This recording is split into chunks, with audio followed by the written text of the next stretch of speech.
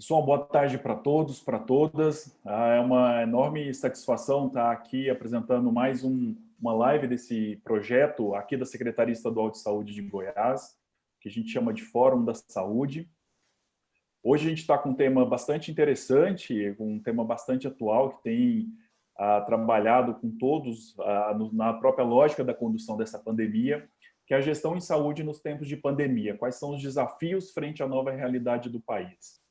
Então, a gente vamos ter aqui 3 apresentadores, que eu vou listar para vocês daqui a pouco, e eles vão discutir, cada uma, obviamente, com a experiência específica, a questão de como está lidando com a gestão, quais são os desafios, quais são toda a questão que precisa estar envolvida nesse processo de condução de um sistema de saúde, seja ele público, seja ele privado, seja ele tramitando pelo público e do privado, com relação à pandemia Covid-19. Então, a gente vai ter aqui 3 apresentadores, um deles, Dr. Ismael Alexandrino, que é o nosso secretário de Estado de Saúde aqui de Goiás, a doutora Verônica Savantin, que é presidente do Conselho dos Secretários Municipais de Saúde aqui do Estado de Goiás, e o Dr. Sidney Klachner, que é presidente da Sociedade Beneficente Israelita Brasileira Albert Einstein. Então, cada um falando especificamente do que tem vivenciado esses últimos meses aí de algo que a gente jamais previa que fosse acontecer. Essa live está sendo transmitida pelo próprio Facebook da Secretaria, mas também pelo um canal específico do COSEMES, justamente para a gente ter uma abrangência maior, porque é um tema que, obviamente, interessa e muito aos secretários municipais de saúde. Então, para a gente, sem delongas maiores, eu queria passar ao nosso primeiro palestrante aqui, Dr. Ismael Alexandrino, o legado da pandemia no pós-pandemia. A Dr. Ismael, secretário de Estado de Saúde aqui do Estado de Goiás. Dr. Ismael, o senhor tem 20 minutos, por favor. Boa tarde, Dr. Sandro. Muito obrigado pelo convite.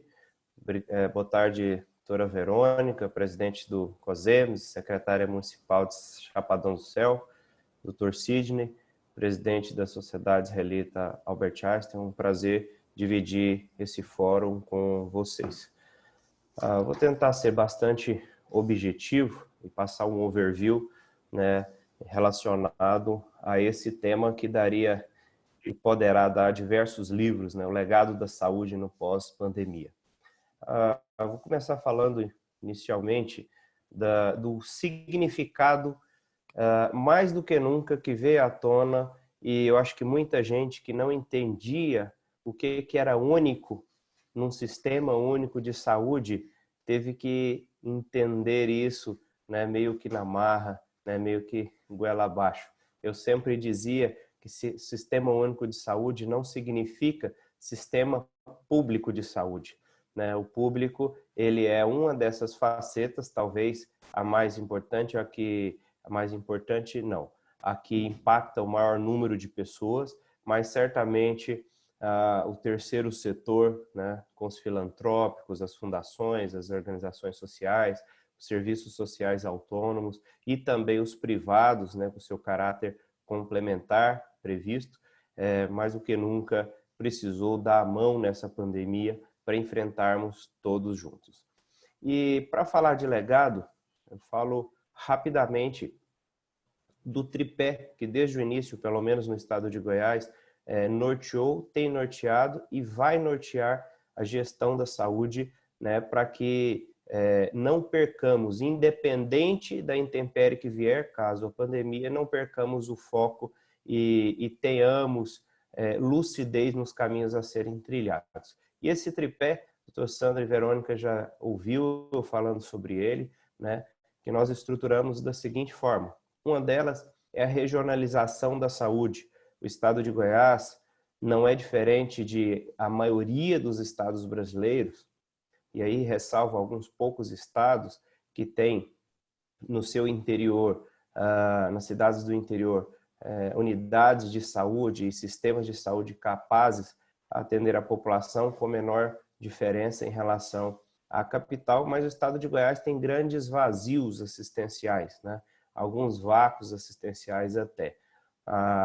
Sobretudo na atenção terciária, muito centralizado na região metropolitana, né? E temos mais 2 grandes regiões de adensamento demográfico, além da metropolitana, que é o entorno do Distrito Federal, com 1.200.000 pessoas, e a região sudoeste, mas que não tínhamos estruturas de atendimento terciário a contento. Então, o primeiro dos pilares, né, que nos norteou e continua nos norteando é a regionalização. O segundo deles é a eficiência operacional e financeira das unidades, essa busca incessante que temos feito desde que iniciamos a gestão no início do ano passado. E a terceira, a regulação de forma muito estratégica no âmbito do Estado, né, para que possamos atender o princípio da equidade e o princípio da universalidade do nosso Sistema Único de Saúde. Então, esse era o planejamento inicial. Veio a pandemia e aí, focado na regionalização, tínhamos no planejamento, estávamos executando as policlínicas, né? A primeira delas no Nordeste do nosso estado, ali quase divisa da Bahia, e ficaria para o 3º e 4º ano a implantação de alguns hospitais regionais, além daqueles que nós já temos. Com o início da pandemia, nós, do ponto de vista cronológico, tivemos que inverter isso e aqueles hospitais que estavam previstos para serem estadualizados ou abertos a partir do ano que vem, tivemos que antecipar para agora, né? E felizmente tínhamos esse norte, tínhamos tais estruturas e conseguimos abrir essas unidades, né? E aí focando nessas áreas de adensamento populacional e também nos vazios. E aí na cidade de Lusiânia, né, que é em torno, na cidade de Formosa, né, nós estadualizamos unidades que outrora não tinha terapia intensiva, passou a ter, não tinha apoio diagnóstico, passou a ter. Fizemos convênio também no norte do estado, né, na cidade de Porangatu, né, para estruturar o UTI lá sob gestão municipal. No extremo sul também, Itumbiara, não tínhamos nenhuma estrutura de atendimento terciário, tinha um hospital parado lá de 200 leitos, né, nós iniciamos a operação dele, não em sua completude, mas iniciamos com 20 leitos de UTI, 70, né, de enfermaria, de forma que deu para atender também aquela região. Além da região sudoeste, a cidade de Jataí. Então, como um todo, e São Luís Montes Belos, na região oeste, que também não tinha unidade de terapia intensiva. Então, esses hospitais todos, eles ficarão como legado pós-pandemia e ficarão também com unidade de terapia intensiva, com um apoio diagnóstico por imagem, com laboratório, para assistir essas regiões. Então, um deles são os próprios hospitais. Em paralelo, não abandonamos a ideia das policlínicas durante esses 5 meses. Nós continuamos construindo, né, todas elas que estavam no planejamento inicial. 3 finalizaram, não entraram em operação ainda, apenas uma, e outras 3 estão para serem finalizadas até novembro, né, estruturando aí o nível secundário e o nível ambulatorial com especialidades, né, até de cunho terciário aí, exceto grandes intervenções. Então, essa busca da regionalização na pandemia, esse norte, foi muito importante para a gente. E esse pilar, esses 3 pilares, né, a regionalização, a estadualização da regulação e a eficiência operacional, ela converge para que tenhamos o que no SUS é uma grande ameaça, que é a questão da sustentabilidade, né, a sustentabilidade financeira e a sustentabilidade de serviço propriamente dito, assistencial. E essa questão da sustentabilidade no sistema, na parte pública do sistema de saúde, nós esbarramos naturalmente na questão de financiamento. Nós sabemos que boa parte dos procedimentos financiados pelo Ministério da Saúde, eles são com tabelas, algumas delas até de 2006, né? Então são tabelas defasadas que não cobrem. No caso do privado, esse problema do financiamento também existe, ele não é isento disso, né? Seja os planos, os convênios aí de autogestão, seja os convênios com finalidade lucrativa ou os convênios até com caráter previdenciário dos estados, como é o caso do estado de Goiás. Então, fica uma expansão muito grande. Inicialmente tínhamos 259 leitos de UTI apenas, né? Isso é muito pouco para um estado, e chegamos a 632, obviamente não serão todos eles que ficarão pós-pandemia, mas pelo menos aí 70% ficará, ou seja, uma expansão grande de unidades de TI. Outra que nós estamos estruturando neste momento, já pensando no pós-pandemia, e que ficará como legado, são os ambulatórios de especialidades relacionados à própria doença, né? E aí, naturalmente, ambulatório de finalidade respiratória, da pneumologia, da fisioterapia, também da vascular, né? Da neuro, da infecto. Esses são os mais óbvios que, por enquanto, precisaremos deixar como legado e como resíduo também em relação àquilo que a pandemia vai deixar de consequência. Não sabemos ainda qual o impacto da doença na gestante, não sabemos ainda qual o impacto da doença no feto de primeiro trimestre de gestação. Teremos microcefalia? Não teremos microcefalia, tal qual tinha a Zika? Qual a relação disso, né? Qual a relação de alguma mutação, alguma teratogenia, né, no feto? Então, ainda não sabemos. Certamente, esses ambulatórios de especialidades precisarão existir e ficar como legado. Quais esses ambulatórios? É uma pergunta que precisaremos responder. Quantos ambulatórios? Qual o dimensionamento disso? E onde eles estarão? Para que a população tenha acesso universal e atendimento integral. Então, são perguntas que temos feito e que temos avançado nessa estruturação para ficar como legado.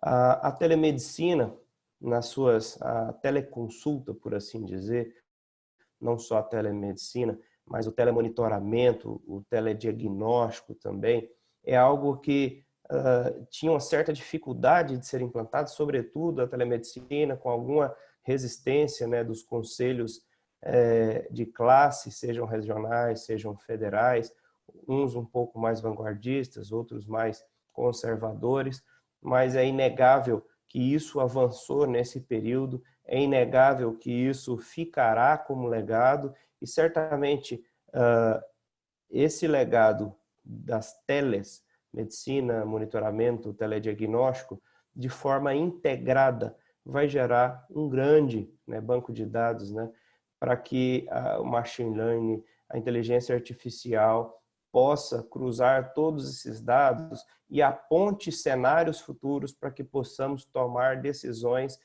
estruturantes de políticas de saúde.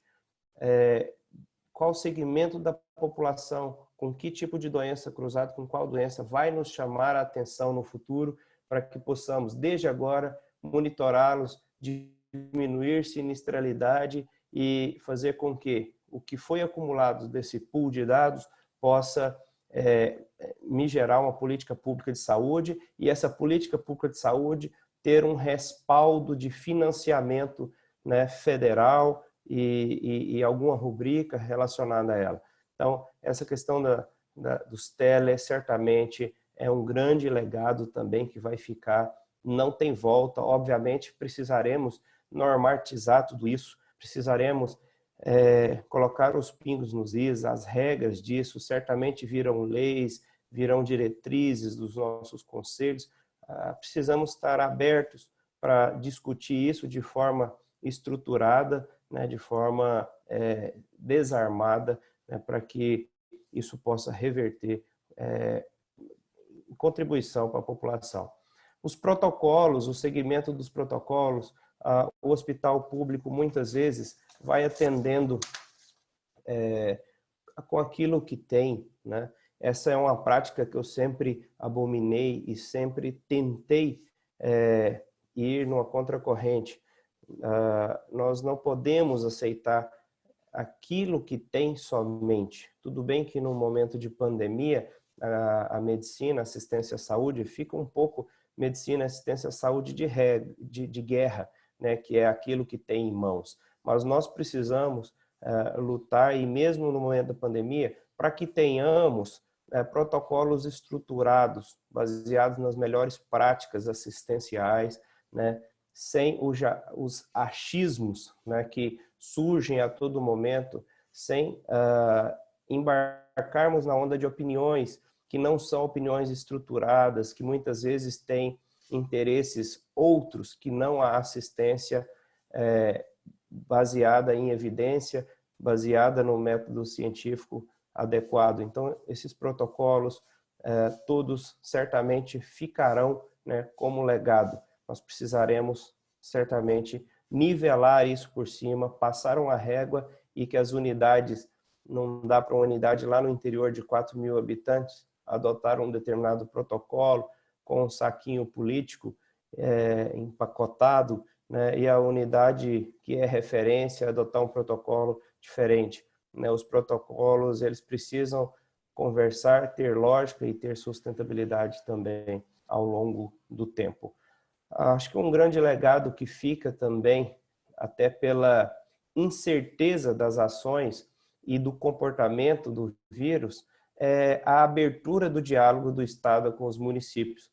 A Verônica está aí, ela pode depois falar um pouquinho sobre isso, mas acho que essa fragilidade, essa vulnerabilidade que os gestores se encontraram, fez com que Estado e municípios se aproximassem, dialogassem, né, apontassem as suas fragilidades, buscassem ajuda e buscassem sinergismo.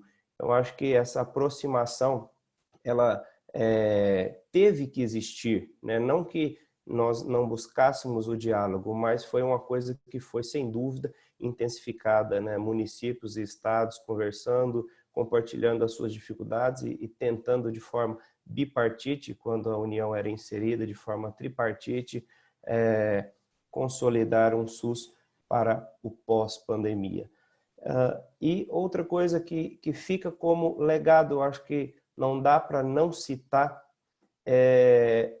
quais são os modelos de gestão que conseguiram dar mais resposta de assistência à saúde à população. Os modelos de administração direta, eles se mostraram e continuam se mostrando lentos, né? Continuam se mostrando absolutamente burocráticos, ao passo que os modelos alternativos, seja ele de direito privado ou de direito público, com alguma flexibilidade, eles se mostram mais adaptados à prestação de serviço à saúde. O que precisa amadurecer nesse contexto de um modelo alternativo, que ele é muito mais ágil, muito mais flexível? A governança por parte do Estado, a governança das instâncias de controle, né? Fiscalização e controle nesse aspecto das verbas públicas é algo que nós precisaremos, sem dúvida, amadurecer. Então, à medida que a gente está vivendo, nós criamos estruturas paralelas de governança, né, para que evitemos distorções, gastos desnecessários, né? Certamente haverão erros pelo caminho, mas eu digo, desde o início da pandemia, nós precisamos errar pouco. E errar pouco significa ser absolutamente transparente, reconhecer a fragilidade, buscar o diálogo e essa construção coletiva. Então, recapitulando, só para sintetizar e encerrar a palavra, eu acho que avançou no aspecto de suporte intensivo, particularmente o estado de Goiás, mas o Brasil todo também avançou em relação a isso. Precisaremos lutar para que esses leitos continuem sendo financiados e que não seja simplesmente uma habilitação de leito transitório, um financiamento transitório, né?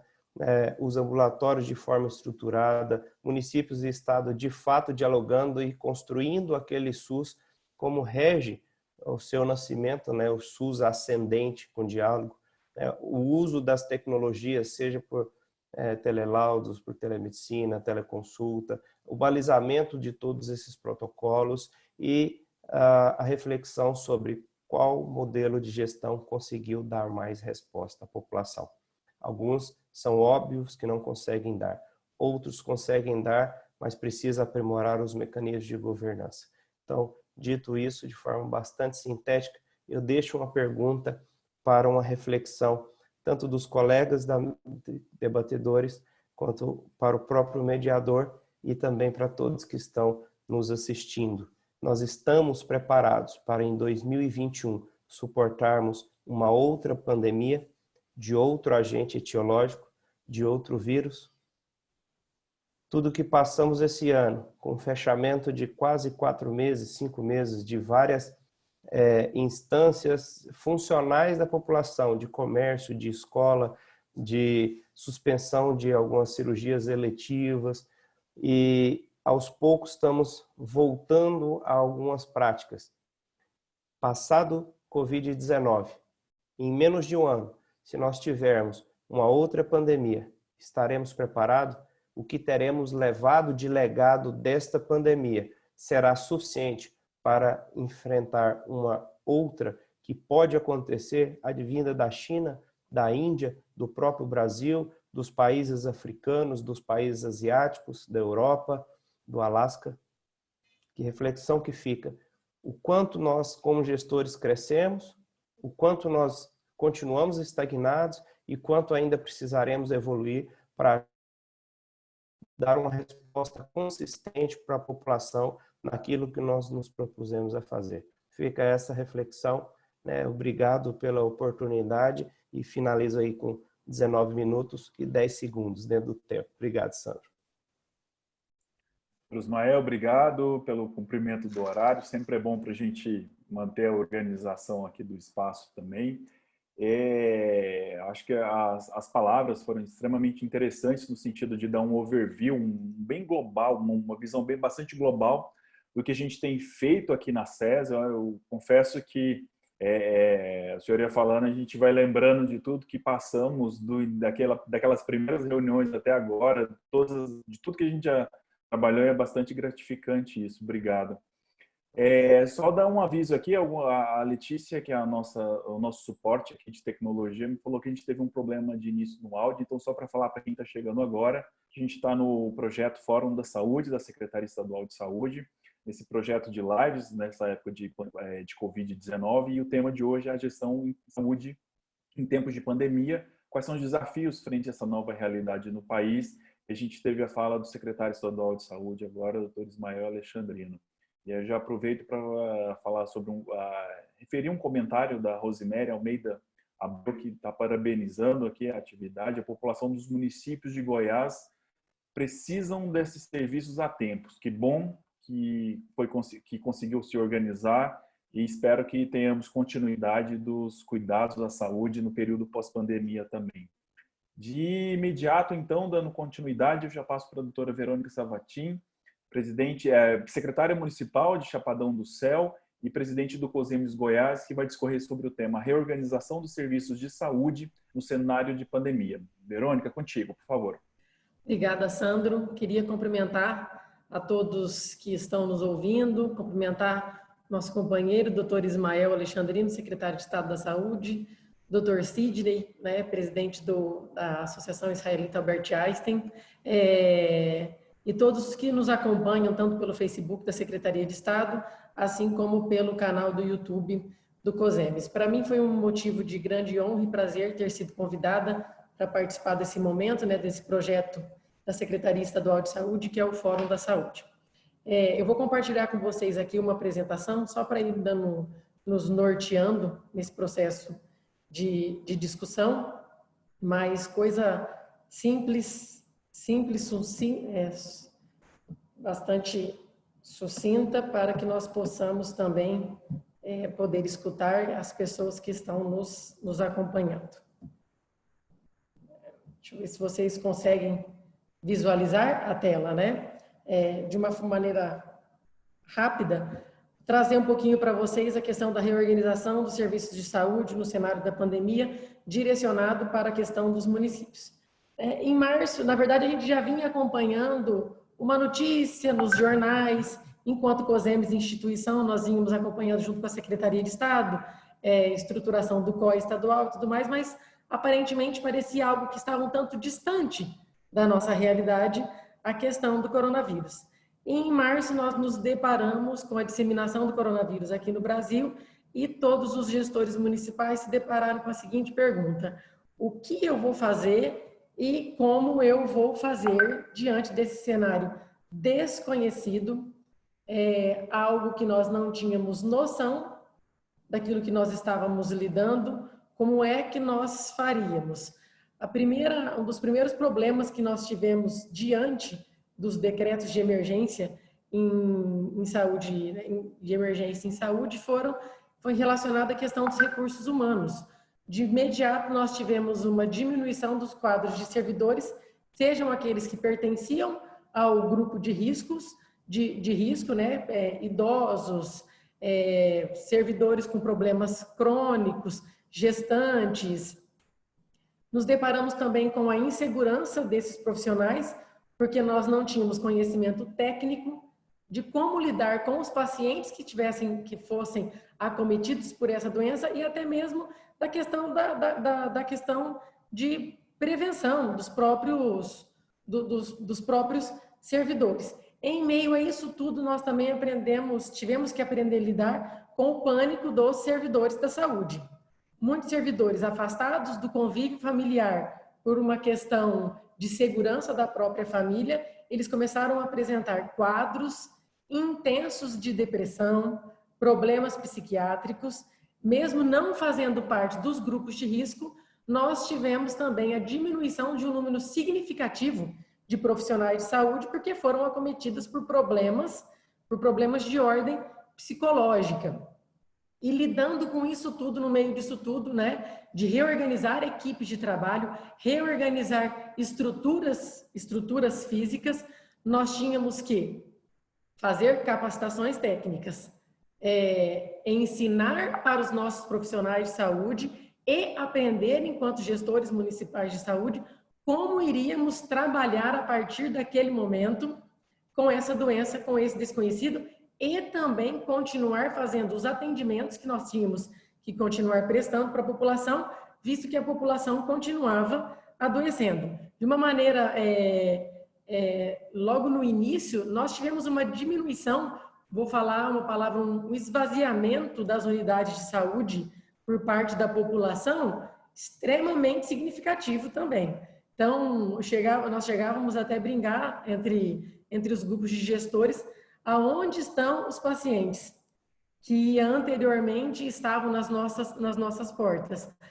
Assim como o medo apareceu nas nossas unidades de saúde, o medo também surgiu nas residências e fez com que com que a população se afastasse significativamente também das unidades de saúde.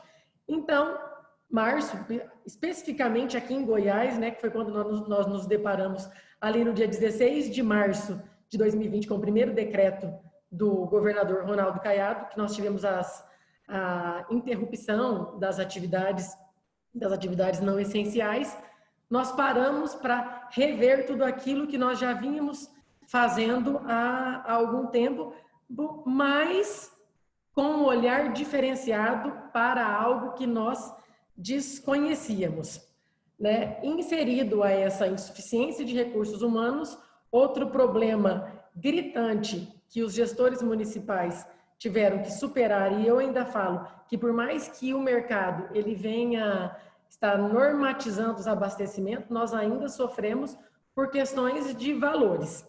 Então, nós tivemos a insuficiência de equipamentos específicos necessários para o enfrentamento dessa pandemia, que era a aquisição de respiradores, outros tipos de máscaras respiratórias, tudo aquilo que envolvia o aparato para lidar com essa doença. E o mais gritante, inicialmente, foi a falta no mercado de equipamento de proteção individual. Então, nós já tínhamos profissionais que, além de estar lidando com o desconhecido, estar lidando com o medo, nós, por um período grande, pode assim dizer, tivemos uma insuficiência de equipamento de proteção individual para disponibilizar para essas categorias, que foi algo que eu confesso para você que no início nos preocupou muito mais até mesmo do que com a própria disseminação do vírus e o acometimento da doença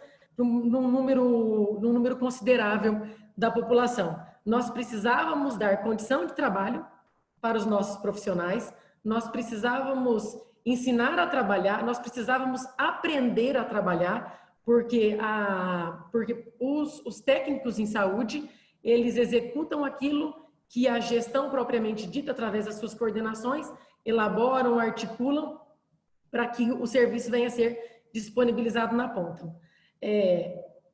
Resolvendo o problema de EPI, né, do abastecimento de EPI, de abastecimento que eu digo, da oferta do produto no mercado, mas não da questão do valor, do preço, nós ainda estamos vivendo essa onda de problema, que foi a falta de medicamentos também específicos para o tratamento da Covid. E hoje, mais ainda gritante, é a questão dos anestésicos, antibióticos específicos, que além da falta, quando encontramos, nos deparamos com um cenário financeiro horroroso. Enquanto reuniões de secretários municipais de saúde, logo no início da pandemia, ali por abril, né, segunda quinzena de abril, nós brincávamos que nós tínhamos dinheiro para comprar EPI, mas não tínhamos o produto ofertado. Agora, nós temos parcialmente valores, porque os municípios receberam uma quantia significativa do Ministério da Saúde e com todo o mérito, porque são nos municípios que esses pacientes estão, são nos municípios que nós devemos disponibilizar o atendimento. E agora nós nos deparamos com valores extremamente agressivos à lei do comércio. Então, algo que nos fez parar ainda mais. Estamos lidando com o desconhecido, estamos vivendo com insuficiência de equipamentos e estamos lidando com superfaturamento de todos os produtos. Tivemos que aprender e reaprender a lidar com todas essas questões que foram colocadas à nossa porta. E algo que nós já estávamos prevendo assim, não posso dizer que a palavra correta seria prevendo, mas algo que nós temos que tomar um pouco mais de cuidado, que nós estamos vivendo um ano de eleições municipais. Então, nós temos várias condutas vedadas para esse período. Mesmo tendo decretos que permitem algumas compras, alguns formatos de compra, contratualização, nós precisamos nos ater à lei de responsabilidade fiscal e também às condutas que são vedadas em período eleitoral. E diante desse cenário de pandemia, organização de todos os serviços para atender os pacientes, para atender os pacientes acometidos pela Covid, trabalhar com processos de prevenção à disseminação desse vírus, nós ainda precisamos, e agora é um dever, e como o doutor Ismael disse, né, e nas nossas conversas ele sempre coloca, pensar no legado que nós queremos deixar, o legado que o gestor municipal de saúde precisa deixar para o seu sucessor, ou até mesmo para ele, que vai iniciar um próximo mandato, mas com um plano de governo diferente, é a reorganização da rede de atenção à saúde, seja municipal, seja pensando a nível micro-regional, regional e macro-regional. Então, inserido a tudo isso, a organizar os serviços para atender os pacientes acometidos pela Covid e reorganizar os serviços para que nós pudéssemos voltar ao atendimento de todos aqueles pacientes que, porventura, ficaram colocados em um segundo plano, nós tivemos que, mais uma vez, parar e reorganizar toda a nossa rede de atenção à saúde. As estimativas oficiais, elas apontam que 81% das pessoas acometidas pela Covid, ela pode ser remanejadas na atenção primária à saúde. 14% vão precisar de internação hospitalar e 5% demandarão de leitos de UTI. Considerando esses números e um cenário em que nós precisávamos e precisamos reorganizar os serviços, a atenção primária é pura e exclusivamente de competência do município. sobre uma coordenação da Secretaria de Estado, mas quem faz a atenção primária, quem faz a atenção básica são os municípios. Então, olhando para isso, eu preciso falar como é que eu vou dar conta de trabalhar prevenção e promoção de saúde, focado nos pacientes da Covid, focado nos grupos de risco e nas demais parcelas da população. Isso é uma obrigação minha enquanto gestor municipal. Em relação a isso, o que nós temos que nos apropriar propriamente, o que é? Reconhecimento dos papéis. Eu só consigo reorganizar e organizar um serviço na ótica municipal, micro-regional, regional e macro-regional, a partir do momento que eu reconheço os papéis. Quem é quem nas minhas unidades de saúde? Quem é quem dentro do bojo da gestão? E nesse reconhecimento de papéis, nós tivemos, enquanto secretários municipais de saúde, uma evidência, na verdade, um reconhecimento de uma caixinha que, por anos, ficou escondida na gestão municipal, que é o Serviço de Vigilância Epidemiológica.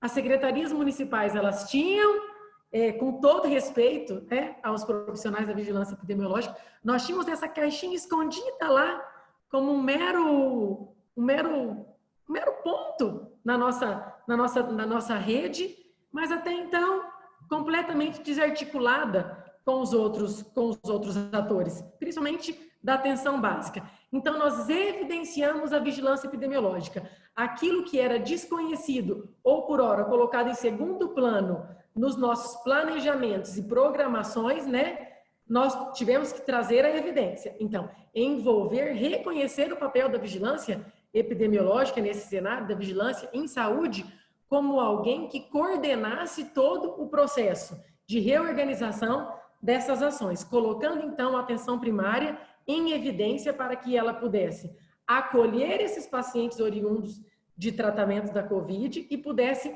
dar continuidade àquilo que já vinha sendo feito nos municípios. Através desse reconhecimento, dos papéis, integrar esses serviços, como eu falei até agora. Como vai ser a referência e contra-referência da atenção hospitalar para a atenção básica? Como eu vou trabalhar a equipe multiprofissional, psicólogos, fisioterapeutas que ficaram mais ainda em evidência, principalmente para municípios que possuem unidades hospitalares de média e de alta complexidade, eles deixaram de fazer aquele atendimento ambulatorial, aquele atendimento de reabilitação e passaram a ser peças fundamentais na questão do tratamento das síndromes respiratórias. Parar para pensar as ações de prevenção e promoção de saúde.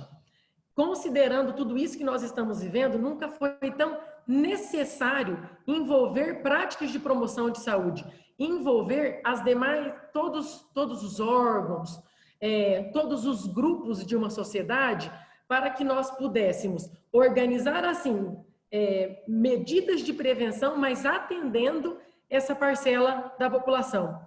Em uma live que nós fizemos pelo COSEMES em relação à promoção de saúde, nós até colocamos que, será que se a nível de Brasil até mesmo, nós tivéssemos envolvidos, talvez, pajés, caciques, mais instituições religiosas, na questão de organização, de formas de prevenção, nós teríamos um número tão considerável de índios que foram acometidos por essa doença e que foram a óbito, considerar as práticas de saúde que essa população propriamente dita, ela tem como principal e primordial em sua vida.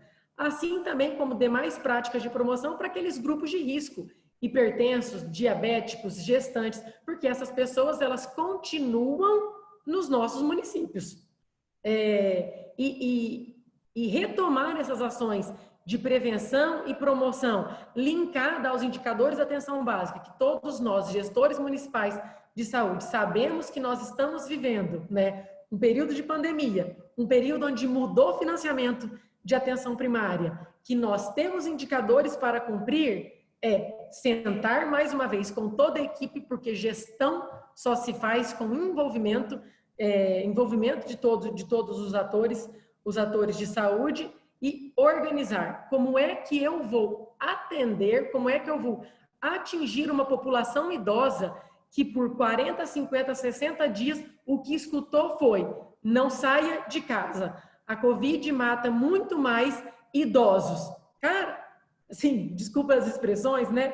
Como é que eu vou chegar para um vozinho que faz parte do meu grupo de hiperdia e falo: vamos para a unidade de saúde para continuar o seu atendimento, para nós te acompanharmos? De jeito nenhum, eu não vou sair da minha casa, porque se eu sair na rua, como nós escutamos várias vezes, o corona vai me pegar na calçada.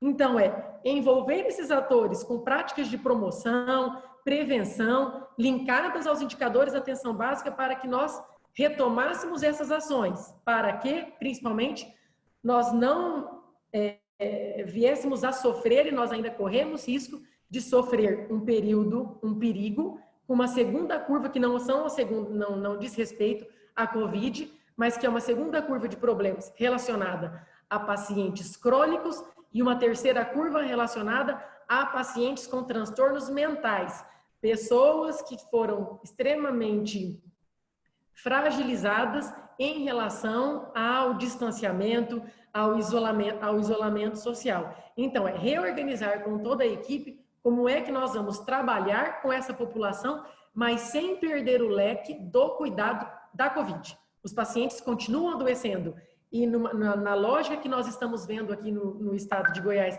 que ainda estamos num cenário, né, vermelho, o cuidado precisa ser redobrado. Embora as ações que eu falo de divulgação das formas de cuidado, todo mundo já sabe como fazer. Então, agora o que nós dependemos é da colaboração da população. Em meio a isso tudo, como é que nós podemos organizar essa retomada de ações? Utilizando protocolos de medicamentos e insumos, coisa que o doutor Ismael colocou muito bem colocado na fala dele. Nós não conseguimos organizar uma atenção qualificada para os nossos usuários, principalmente no cenário que nós vivemos, onde nós estamos tendo escassez de equipamentos, escassez de insumos, sem que nós tenhamos protocolos, seja ele medicamentoso, seja ele de oferta de insumos, de equipamento, né, de proteção individual e também do manuseio desse paciente, da atenção hospitalar para a atenção básica. E aí eu só faço uma inversão que, inserido a esses protocolos, o que enquanto gestores municipais nós precisamos nos ater em relação a construir um plano de cuidado integral para esse paciente. Como assim, Verônica, um plano de cuidado integral? Como é que eu vou trabalhar com o paciente que ficou 30, 40 dias em um leito de UTI? Depois, vamos colocar 40 dias em uma unidade hospitalar. Ele volta para o município. Como é que esse paciente vai ser atendido no município? O doutor Ismael muito bem colocou, não sabemos quais são as sequelas dessa doença ainda. O que ela vai trazer de prejuízo, fisicamente, biologicamente falando, para a população. Então, traçar um plano de cuidado integral envolvendo vigilância, atenção básica, média e alta complexidade, saúde bucal. Preciso olhar esse paciente como um todo, sentar com a minha equipe, com as minhas coordenações, né? E falar, e traçar um plano. É dessa forma que eu vou trabalhar com o paciente, oriundo do tratamento de Covid ou dos pacientes crônicos. E em meio a isso tudo, nada mais correto e nada mais viável do que termos fluxos estabelecidos. Nós temos os fluxos estabelecidos para regulação de média e alta complexidade, principalmente para as unidades hospitalares. Mas dentro do meu município, eu preciso traçar estratégias, eu preciso criar os fluxos, e esses fluxos eles precisam ser conhecidos pela população assistida. Aonde é que esse usuário ele vai recorrer caso ele venha apresentar sintomas gripais? A partir do momento que esse paciente ele está sendo monitorado por uma equipe de saúde, ele teve um agravamento do seu quadro, para onde é que ele vai? Então, fluxo no atendimento. O que nós precisamos é organizar a nossa rede da forma como nós vamos conseguir fazer o informe para a população de medidas de prevenção e promoção, conscientizando, organizando a minha rede de média e atenção primária, média e alta complexidade. Aquilo que compete ao município. Atenção primária, municípios que possuem unidades de saúde de média complexidade. Como eu faço isso até eu necessitar de leitos de UTI que não estão na minha alçada e que eu dependo de outro processo? Eu preciso organizar fluxos. E os meus fluxos, eles precisam ser linkados com aquilo que a Secretaria Estadual de Saúde faz. E assim eu também passo para aquilo que o doutor Ismael colocou. O diálogo entre Secretaria de Estado e município é de extrema importância nesse processo. Nós estamos, sim, construindo um diálogo extremamente afinado em relação a isso e até, inclusive, respondendo a pergunta que o doutor Ismael fez, será que em 2021 nós estamos preparados para lidar com uma outra pandemia, com uma outra epidemia? Nós estamos preparados para lidar, né, com as consequências da Covid? Seja em cenários de violência, porque a violência também é algo que nós precisamos, né, tomar cuidado. E a resposta de imediato que nós damos enquanto gestores municipais é: nós só vamos estar preparados se esse diálogo continuar alinhado, né? Os municípios trabalhando em cima de uma coordenação da Secretaria de Estado, a coordenação da Secretaria de Estado sendo traçada em cima das necessidades macro-regionais. E como o doutor Ismael bem colocou no início da fala dele, com tantas diferenças que nós temos nesse Goiás, eu não posso traçar o mesmo fluxo e a mesma linha de cuidado para os pacientes da macro sudoeste, assim como para os pacientes da macro nordeste. Nós lidamos com duas extrema diferença. E eu vou até usar uma fala que o governador deu em uma das entrevistas dele. Em um dia ele estava discutindo tecnologia 5G no sudoeste goiano. No outro dia ele estava discutindo na região nordeste a insuficiência de banheiros nas residências da população do nordeste goiano. Então isso tudo nós precisamos levar em consideração. Organizar toda a minha rede de cuidado, organizar todos os meus pontos de atenção, considerando todas as fragilidades da população.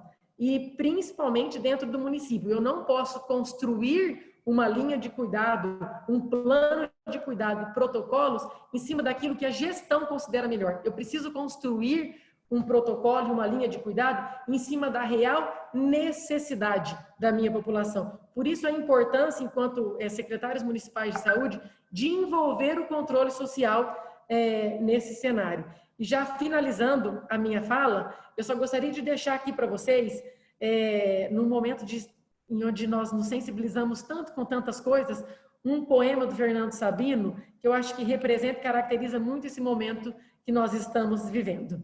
De tudo ficaram 3 coisas: a certeza de que estamos começando, a certeza de que é preciso continuar, a certeza de que podemos ser interrompidos antes de terminar. Façamos da interrupção um caminho novo, da queda um passo de dança, do medo uma escada, do sonho uma ponte e da procura um encontro. Que tenhamos resistência e firmeza para continuar esses meses que ainda nos faltam e que não é vergonha nenhuma errar e começar do zero.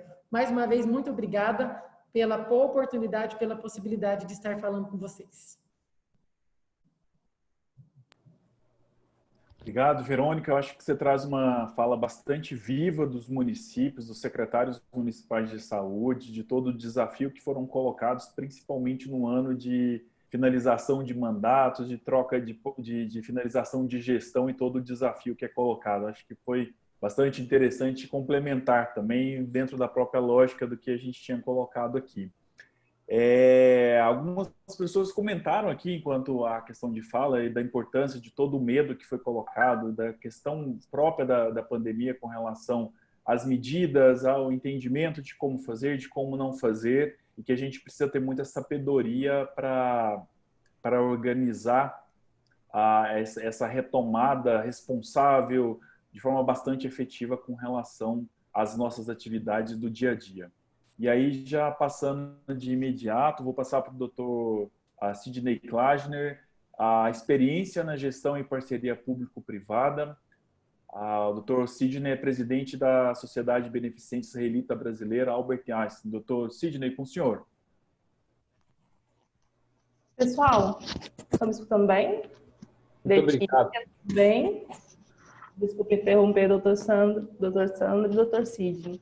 A gente pode fazer um intervalo de 5 minutos? Nossa transmissão do Facebook foi interrompida. Por mim, ok. Tudo bem.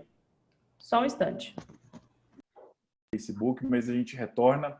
E como antes da interrupção, eu já repasso para o Dr. Sidney Klagner para falar sobre a experiência na gestão e a parceria público-privada. Doutor, com o senhor, por favor. Muito obrigado, Sandro, e obrigado pelo convite, pelo gentil convite do Fórum.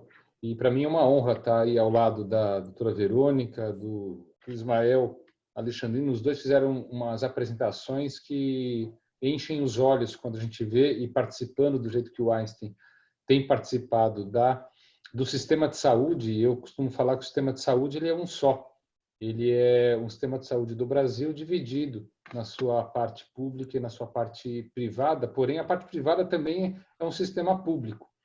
E o Einstein nasceu, eu vou compartilhar a tela aqui para uma apresentação, eu pretendo ser bem rápido aqui nos comentários iniciais, mas eu acho importante, pelo menos, para que o público que nos acompanha tenha um pouco de noção do que é o Hospital Albert Einstein.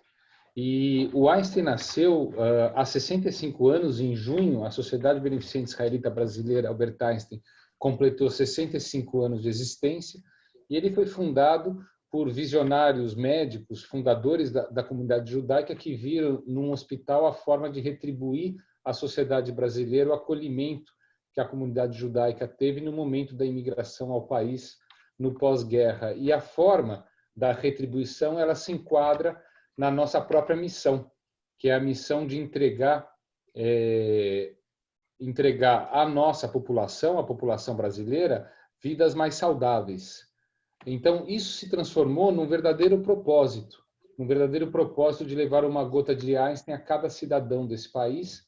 E hoje o pilar estratégico da Sociedade Beneficente Israelita Albert Einstein ela se divide em assistência, na excelência na assistência, num pilar de ensino e educação, e quando a gente fala de educação, educação da população, no cuidado da sua saúde, e na pesquisa e inovação, mas tudo isso sustentado por bases extremamente sólidas de responsabilidade social, de justiça social, que é o próprio senso filantrópico da nossa organização, que vem muito antes da pandemia. E essa organização, ela se desenvolveu ao longo dos anos, e isso faz parte da nossa cultura organizacional, às custas de 4 preceitos judaicos que estão aí, das boas ações, da saúde, da educação e da justiça social. E as nossas ações, elas vêm bem antes, obviamente, da pandemia. Eu tenho falado, em todas as vezes que eu fui convidado a me pronunciar a respeito da participação do Einstein em termos da pandemia, que a pandemia ela trouxe só um formato de enxergar em maior aumento aquilo que já acontecia com a saúde do nosso país, não só com saúde, mas com a saúde, que é o que nos interessa, e expõe as suas eficiências e as suas ineficiências de forma muito clara. E as parcerias público-privadas que o Einstein veio desenvolvendo ao longo dos anos, e isso data de mais de uma década, elas vêm acontecendo de forma exponencial e já vinha contribuindo com a gestão de saúde no município de São Paulo, no estado de São Paulo e em âmbito federal, com iniciativas junto ao PROAD, o Programa de Auxílio ao Desenvolvimento Institucional do SUS, que é uma parceria de 5 hospitais de excelência com o Ministério da Saúde. E, recentemente, nós nos aproximamos com muito carinho, muito orgulho aqui de Goiás, através primeiramente da consultoria do Hospital Orion, em Goiânia, uma consultoria para a sua construção, que acabou virando numa relação onde o Einstein faz a gestão, enviou para lá todo um time de executivos e faz a gestão, a contratação, o treinamento, nos mesmos moldes de protocolos de qualidade que a gente desenvolve aqui em São Paulo. E é um time extremamente dedicado, e também nos aproximando também das instâncias públicas aí de Goiás. Tive a oportunidade de visitar hospitais municipais em Aparecida de Goiânia, uma relação de parceria com a própria IPASGO, no sentido de fornecer atenção primária. E a pandemia veio trazer para o setor da saúde lentes de aumento que fazem a gente enxergar aonde existe o benefício deste tipo de parceria e aonde estão as ineficiências que muitas vezes o setor privado consegue ajudar de uma maneira mais ágil e talvez com menor desperdício de recursos e com melhor otimização de desfechos. Apenas para colocar em termos de números, esta é a comparação das atividades do Einstein em termos de saúde suplementar e a saúde do SUS. Então, vocês podem ver isso faz parte, eu vou descrever um pouquinho depois, de 24 equipamentos de unidades básicas de saúde, AMAs, UBS, CAPs, que nós temos em parceria com a prefeitura, e 2 hospitais públicos, além de um pronto atendimento. Esses 2 hospitais públicos contribuíram, como eu vou mostrar, em demasia para o enfrentamento da pandemia, mas aqui estão números que mostram, por exemplo, a proporção de consultas do setor suplementar e do setor público, quer dizer, o dobro no setor público, bem como o dobro de partos são realizados de alta complexidade no setor público do que no setor privado, e consultas de urgência a mesma coisa. A gente vê aí, devido ao pronto atendimento do Moisés Doit, que é o nosso hospital no Boimirim, e também na unidade de pronto atendimento do Campo Limpo, a gente vê a proporção de atendimentos de emergência praticamente o dobro no setor do SUS. Isso traz para nós uma escalabilidade que vai se refletir também na prática em todos os hospitais, bem como na capacitação profissional, na geração do conhecimento dos nossos âmbitos de ensino. Essas são as parcerias, a grosso modo, quer dizer, são 2 hospitais, um deles o Hospital Geral, outro o hospital mais de alta complexidade, onde são realizados um dos melhores programas de transplantes do nosso país, totalmente SUS, e também oncologia clínica e cirúrgica, as parcerias públicas com esses equipamentos de saúde e os projetos, mais de 30 projetos junto ao PROAD, que durante um triênio eles somam mais ou menos 930 milhões de reais em termos de projetos demandados pelo Ministério da Saúde, grande parte deles em pesquisa ou implementação de inovação, e aí vai ser, eu vou mostrar mais para frente, aonde isso também influenciou o enfrentamento da pandemia. Só uma fotografia do ensino, a gente teve em 2019 48 mil alunos, mais de 48 mil alunos que de alguma forma entraram em contato com o nosso ensino através de eventos, cursos profissionalizantes, mestrado em enfermagem, a graduação de enfermagem, que o ano passado fez 30 anos de existência, a nossa faculdade de medicina, que deve formar a sua primeira turma no ano que vem, o ensino médio aliado à escola técnica, que muito nos orgulha, porque são praticamente crianças de ensino médio que sairão para o mercado de trabalho após o término do ensino médio, contribuindo para que aquilo que falta também no setor da saúde, muitas vezes um preparo técnico adequado, seja contemplado, bem como preparar esse aluno, caso seja desejo dele cursar um curso superior ligado à saúde. A mesma coisa acontece em pesquisa, né? Cada vez uma curva crescente de trabalhos publicados e citados em literatura, e essas bases, tanto de ensino, de pesquisa, contribuíram também para que nós empreendêssemos no enfrentamento da pandemia, conforme eu vou mostrar. Com base em políticas de qualidade de saúde, em 2013, através do firmamento de uma parceria estratégica, o Einstein passou a ser um dos 16 hospitais parceiros estratégicos do Institute for Healthcare Improvement, e nós passamos a adotar a política de saúde do Triple Aim, da tripla meta, onde uma ponta do triângulo nós temos a parte de excelência no atendimento, bem como a experiência do paciente contada de forma muito mais importante do que era considerado em qualidade. Na outra ponta, a prevenção da saúde populacional, a prevenção de doenças e o impacto em atenção primária, e na terceira ponta, a redução do desperdício, que aqui em inglês ele fica melhor do per capita cost, porém eu considero que todo tratamento ele tem um custo, então os olhos voltados sempre para a redução do desperdício e o uso adequado de recursos. E essa adoção e praticamente uma obsessão por qualidade de atendimento fez o Einstein ser a primeira organização fora dos Estados Unidos, em 1999, a receber a acreditação da Joint Commission, que na época era uma instituição americana, e a partir dessa primeira acreditação criou o braço internacional com a Joint Commission International, e a partir daí nós buscamos, através de métricas de qualidade, acreditações cada vez que conferisse um chão da fábrica, um selo de qualidade a partir do qual nós pudéssemos empreender em outras certificações de qualidade em saúde.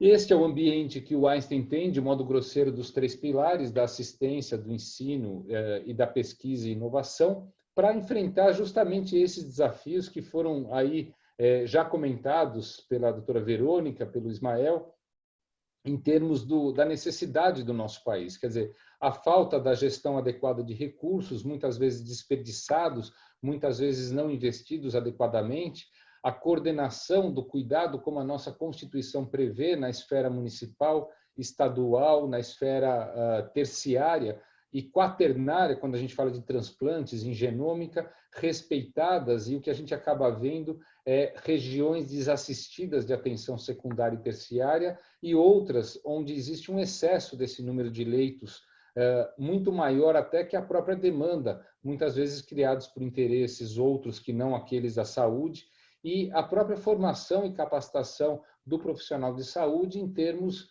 daquilo que é necessário para um bom diagnóstico, um bom tratamento e desfecho adequado. É óbvio que o modelo de remuneração, ele é adotado há mais de 100 anos, ele não contempla a saúde, ele remunera o serviço ou o tratamento da doença, seja em âmbito público ou em âmbito privado. Quer dizer, nós recebemos, por mais críticas que receba a tabela SUS, mas nós recebemos quanto mais nós atuemos em diagnóstico, em exames, em cirurgias, e isso não contempla a promoção da saúde. Quer dizer, a gente deveria receber em modelos baseados em valor, onde contemplasse uma melhor remuneração, quanto mais saúde fosse promovida naquele ambiente. Ou seja, a importância da atenção primária é tão importante, já que quem morreu e quem está morrendo mais nessa pandemia são as pessoas que estão doentes e que faltam com o controle das suas doenças crônicas, bem como o combate à obesidade, tabagismo, o engajamento do indivíduo no controle da sua própria saúde, até por desconhecimento da necessidade do controle, e, obviamente, as pressões do envelhecimento, da longevidade, e o Brasil, certamente, em 30 anos, terá uma população praticamente chegando a índices de 15% de idosos, o que vai impactar demais também os serviços da saúde, impactou demais também a mortalidade e o número de casos severos aí durante a pandemia. E aí vem os desafios de gestão, quer dizer, como é que a gente pode fazer bom uso de gestão e tecnologia, por exemplo, para ações educativas da população, através de portais, através da comunicação adequada, através de parcerias como que nós temos com o Google, onde a pesquisa por informações de saúde, antes mesmo dos sites de ferramentas de busca, os sites orgânicos, aparece um card com informação provida pelo Hospital Albert Einstein no Google, lá nos Estados Unidos é feito pela Mayo Clinic, e confere a informação adequada para que este paciente se intere da condição e possa programar um atendimento. Quer dizer, são informações que não constam de tratamento para que o paciente se automedique, mas também incentivos através de comunicação, como o programa Superação para atividade física, combate ao sedentarismo e obesidade, aplicativos que são desenvolvidos para o melhor controle de doenças crônicas, como diabetes, como o próprio blog que foi criado, eu vou citar depois, para o enfrentamento da pandemia. Enfim, a gestão dessa saúde populacional às custas de atenção primária, que foi um investimento iniciado no ano passado pelo Hospital Albert Einstein, em unidades muito pouco investidas em termos de equipamentos e de alta sofisticação, de alta complexidade, mas unidades onde a gente possa acompanhar doenças crônicas, onde possa promover saúde mental, wellness, atividade física. Isso tem sido feito pelas clínicas Einstein, que são nossas unidades de atenção primária.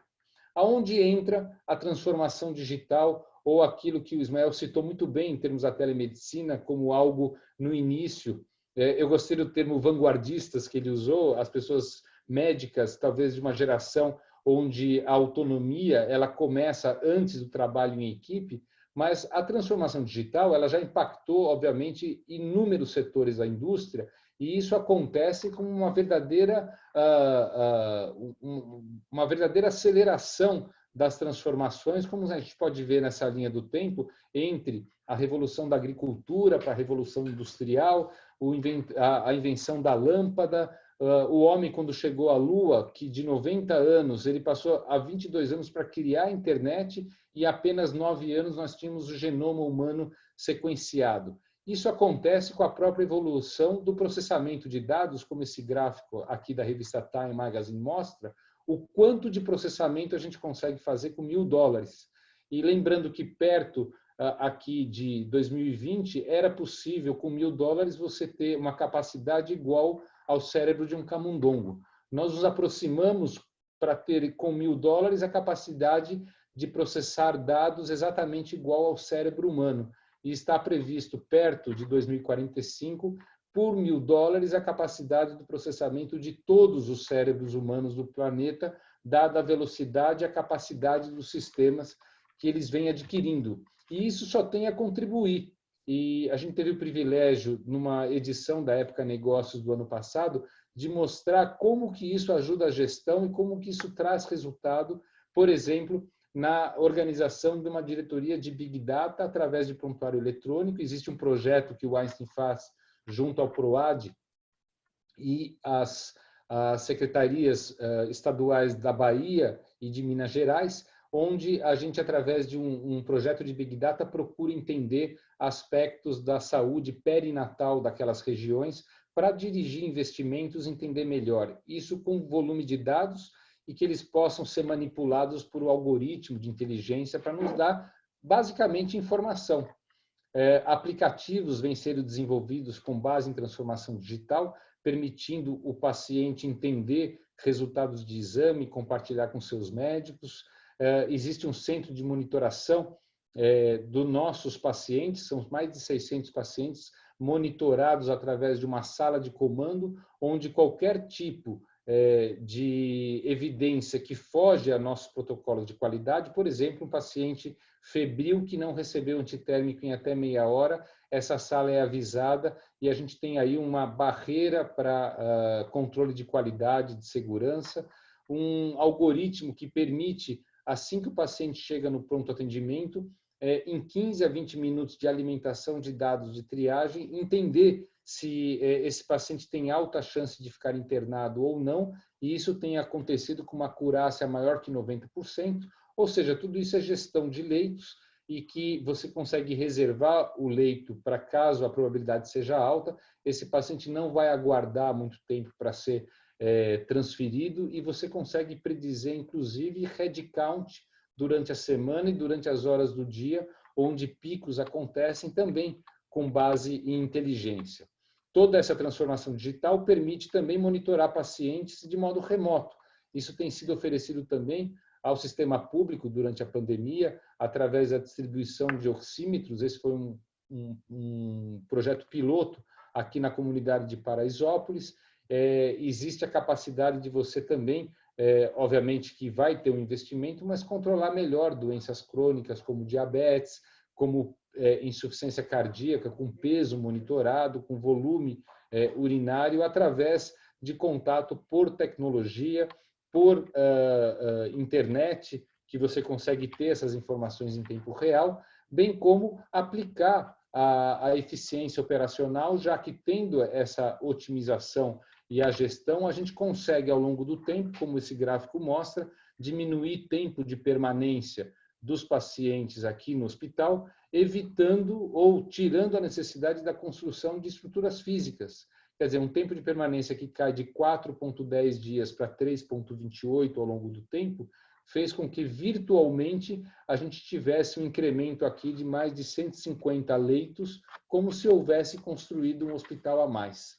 Essa mesma inteligência, ela está sendo utilizada para o agendamento cirúrgico, onde entra informações, diversos critérios, como o tempo que o cirurgião geralmente usa para aquele procedimento, equipamento a ser utilizado, gravidade do paciente, e isso, customizado com o algoritmo, permite a gente calcular melhor o tempo de sala necessário, otimizando e evitando ociosidades da sala, e isso vai permitir 1 ou 2 cirurgias a mais por dia por sala.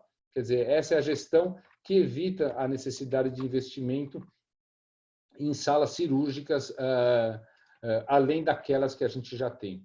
O investimento em cirurgia robótica, que o Einstein acabou fazendo, que hoje também é oferecido ao Sistema Único de Saúde, através do Hospital da Vila Santa Catarina. Muitos pacientes deste hospital público que tratam suas cirurgias oncológicas vêm até o robô no Morumbi e depois retornam para pós-operatório lá.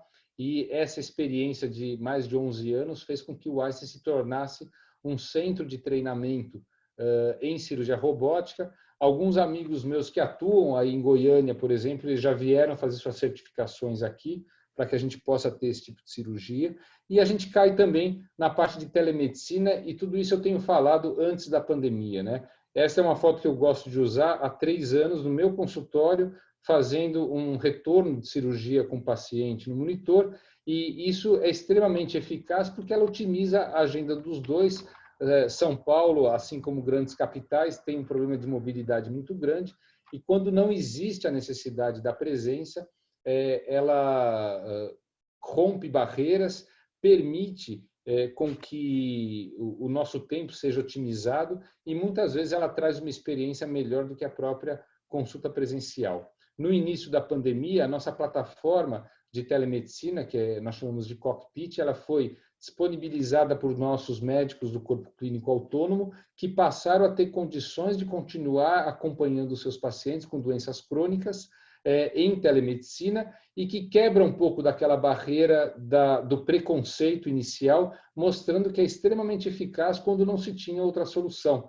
Quer dizer, talvez essa também seja um legado da pandemia para o bem, que vai mostrar realmente o benefício e a vantagem. Essa mesma plataforma, ela acabou sendo disponibilizada para 30 mil médicos do SUS, através de uma relação com o Ministério da Saúde, para que eles também pudessem atender os seus pacientes nas AMAs, nas UBSs, inicialmente no estado do Pará, que quando começou, mas depois disponibilizado a todos os médicos que fazem atenção primária pelo SUS. O número de visitas que nós assistíamos às UTIs pelo país com médicos especialistas, onde não existem especialistas, eram de 180.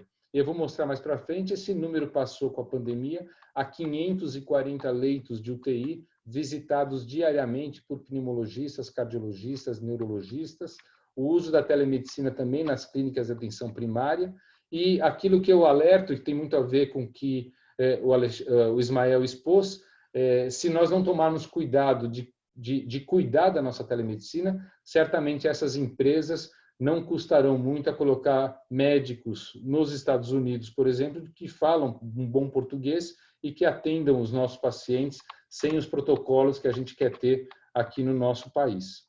A inovação, ela sempre fez parte da nossa organização, e um dado interessante, que nós tínhamos 40 startups incubadas na nossa incubadora, a primeira incubadora de saúde exclusivamente do nosso país, e hoje nós temos crescido ao longo da pandemia. Hoje nós temos 73 startups, com uma meta até o fim do ano de 100 startups.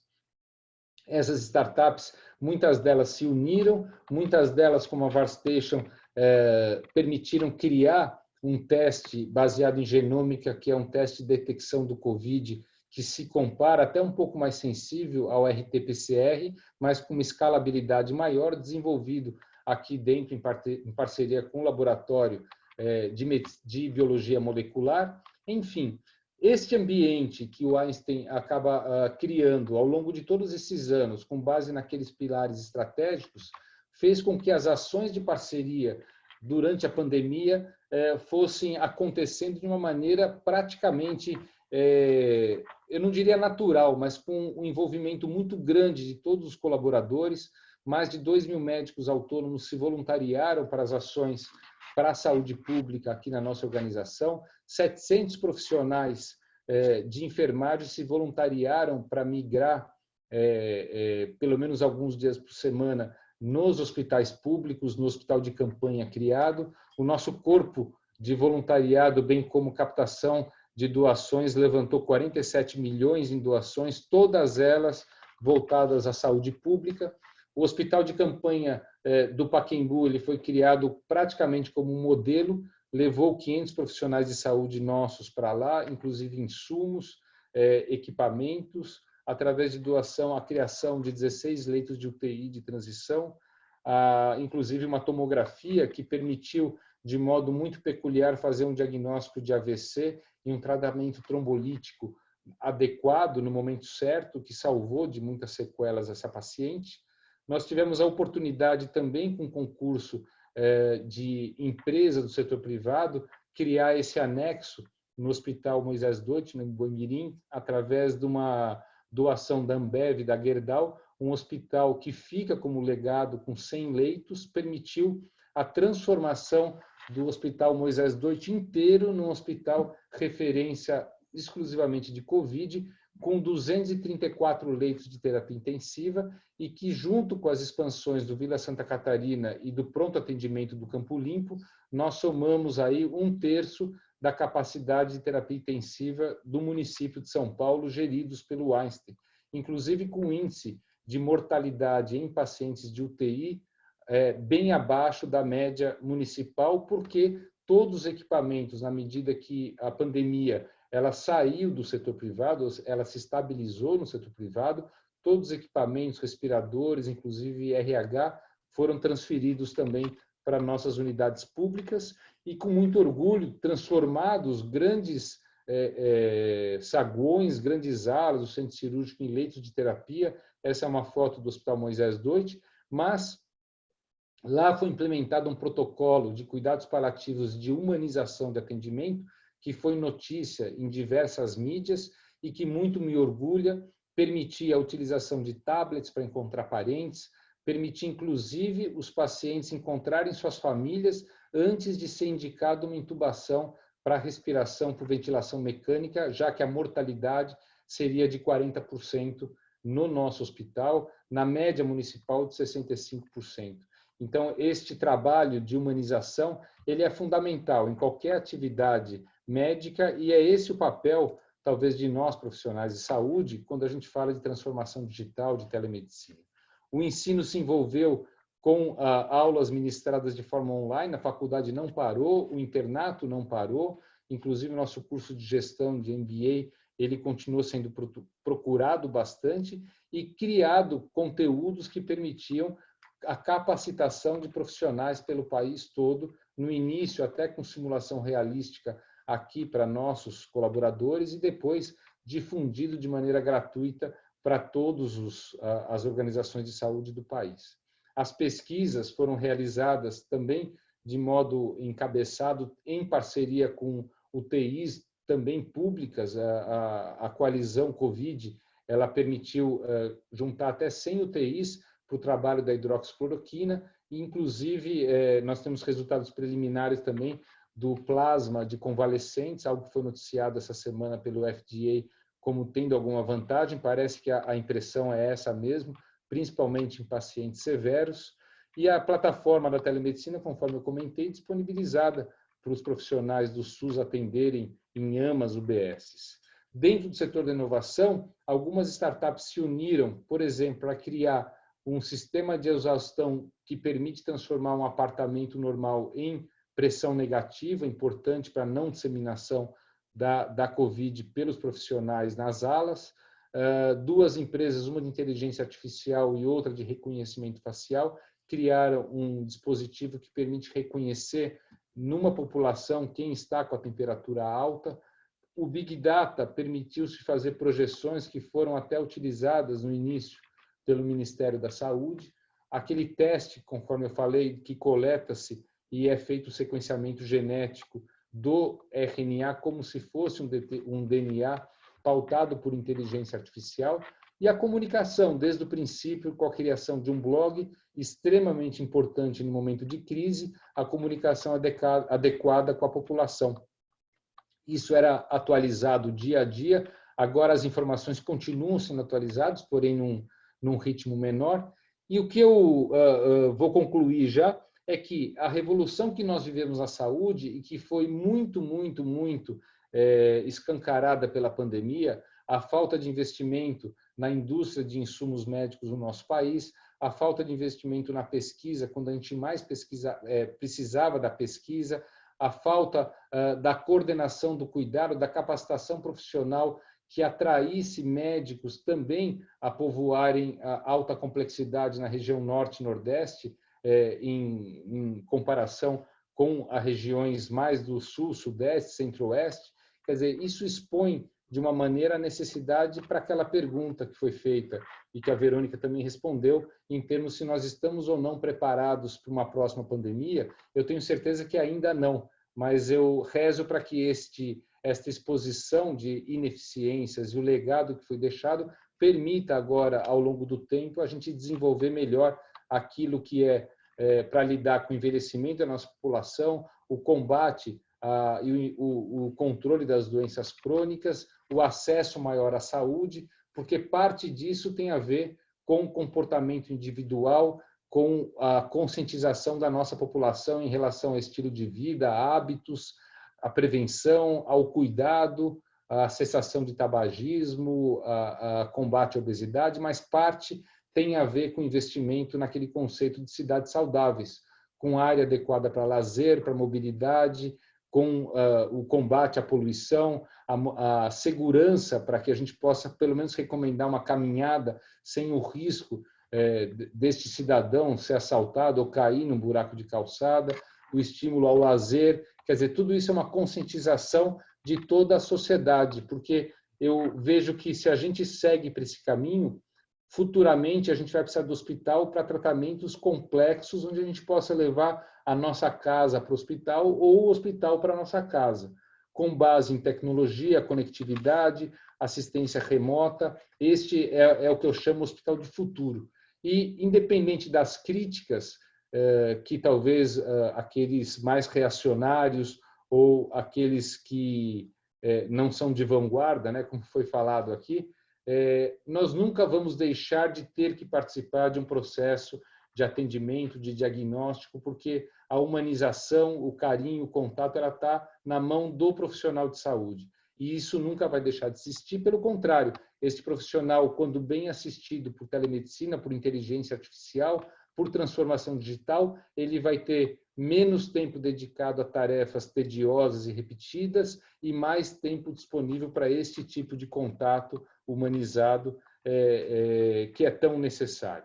Ao longo dos anos, o ranking da revista América Economia, com muito orgulho, nos coloca em primeiro lugar como o melhor hospital da América Latina, pelo 11º ano consecutivo, e no final de fevereiro, início de março, nós fomos contemplados pela primeira vez com um ranking da Newsweek, colocar um hospital da América Latina.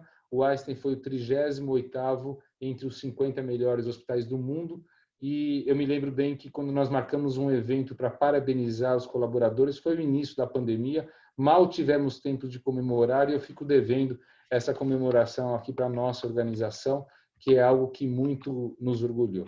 Eu desculpe se avancei um pouco no tempo, mas era isso que eu queria mostrar para vocês e a gente fica pronto aí para um debate. Muito obrigado, Sam.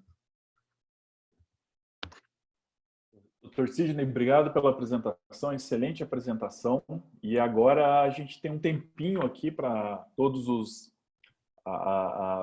palestrantes aqui com relação a algum tipo de pergunta que vem, e lá pelos canais todos a gente consegue trabalhar essas perguntas. Eu tenho 3 perguntas aqui já, uma direcionada para cada um dos senhores já até, que eu vou repassar enquanto isso o aquecimento dessas perguntas vão acontecendo e a gente vai complementando a atividade também. A primeira pergunta delas aqui é para o Dr. Ismael, de como que a Secretaria Estadual de Saúde ela enxerga essa questão dos órgãos de controle, tribunais de conta, Ministério Público, todos com relação a essa questão da gestão em saúde, principalmente nesse momento de pandemia. Uma segunda pergunta aqui para a doutora Verônica com relação a como que os pequenos municípios, e é direcionado, Verônica, para os municípios menores mesmo, essa questão de ciência que a gente colocou, da tomada de decisão baseada em evidência científica robusta, como que tem sido essa questão especificamente nos menores municípios? A pessoa coloca aqui que no grande município, talvez pela própria proximidade com a universidade, isso acabe se ocorrendo de uma forma mais tranquila, mas a própria questão disso nos municípios menores. E para o final, para o Dr. Sidney, tem duas perguntas aqui já vou emendar aqui para a gente não desperdiçar tempo. A primeira delas é especificamente até a questão do hospital de campanha que foi administrado pelo Einstein. Qual que é a impressão, Grupo Albert Einstein com relação a esse processo dentro da administração de um hospital de campanha? E uma segunda é quais são as perspectivas no sentido de todas as questões que o senhor colocou, do envelhecimento da população, de todo esse processo dessas várias doenças, as pessoas vão envelhecendo, elas vão acumulando doenças ao longo da sua vida, e eu vou me atrever a acrescentar uma coisinha na fala do senhor, que é a questão dessa desigualdade social bastante importante aqui no Brasil, como que o Albert Einstein tem visto essa contribuição e o que a gente pode esperar aí para os próximos anos com relação, obviamente, à visão de vocês, com relação ao Sistema Único de Saúde. Bom, Sandro, pergunta como a Secretaria enxerga os órgãos de controle durante a pandemia. Acho que, desde o início, a Secretaria buscou trabalhar com extrema transparência, né, e todas as ações, tanto do ponto de vista assistencial, quanto do ponto de vista de gestão.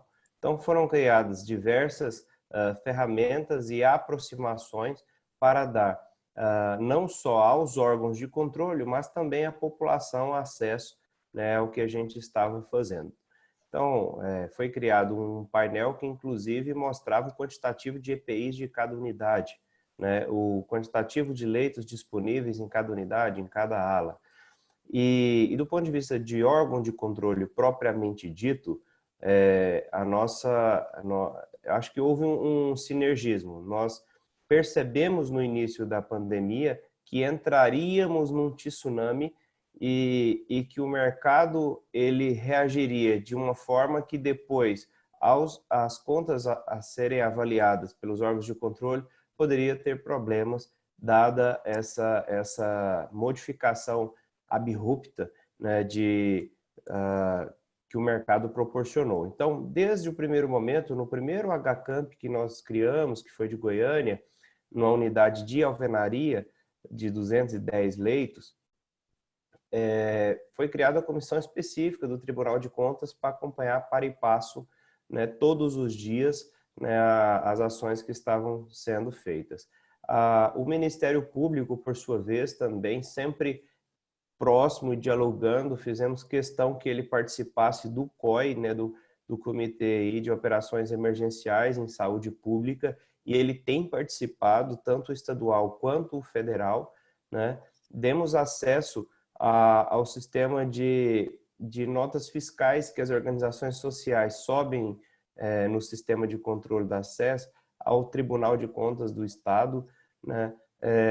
Todos os pedidos que foram feitos, nós entendendo que não há nada a ser obscurecido e precisa haver uma transparência absoluta em relação ao trato com o dinheiro público, independente se isso está sendo feito por administração direta ou por um parceiro de organização social ou por um parceiro conveniado. Nós procuramos abrir isso da melhor forma possível para minimizar possíveis problemas, né? Uma das questões que nós fizemos também, que até o momento tem sido bastante exitoso, é que, você se lembra, eu criei uma portaria logo no início, criando um comitê intersecretarial, né, para que as aquisições relacionadas à Covid-19 tivesse o olhar ao mesmo tempo, não só da Secretaria de Saúde. E esse comitê, ele tem presente representante da Secretaria de Saúde, da Controladoria Geral do Estado, da Procuradoria Geral do Estado, da Secretaria de Segurança Pública, através da Superintendência de Combate à Corrupção, né, tem. Então, ao mesmo tempo que um processo licitatório, mesmo que seja por dispensa, emergencial, ele está transitando, a Superintendência de Combate à Corrupção está observando a par e passo todos esses movimentos, né? e tentando aí evitar algum viés, né, que tenha sido provocado por algum agente externo, alguma coisa nesse sentido. Então, a criação desse comitê, eu acho que deu segurança para os gestores, ao passo que também deu transparência. E, a posteriori, quando formos indagados, todos os processos, né, de aquisição, eles terão registrado com acompanhamento multissecretarial todos os passos que foram dados. Então, isso acho que contribuiu, né? Então, o órgão de controle, que para muitos gestores são vistos como bichos papões, no nosso caso, nós procuramos trazê-los para mais próximo possível, porque nós tínhamos a ideia de errar pouco, né? Numa pandemia, nós não temos a audácia nem a arrogância de achar que vai acertar tudo. Nós certamente erraremos em maior ou menor escala, é assim no público, no terceiro setor e no privado.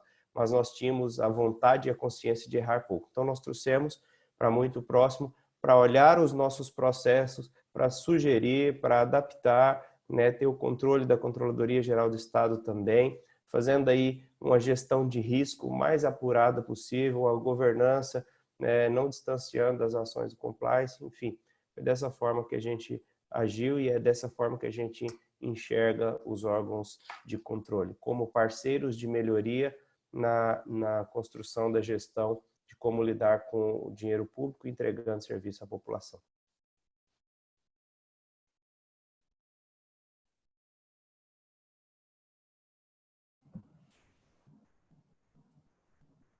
Verônica, contigo, por favor.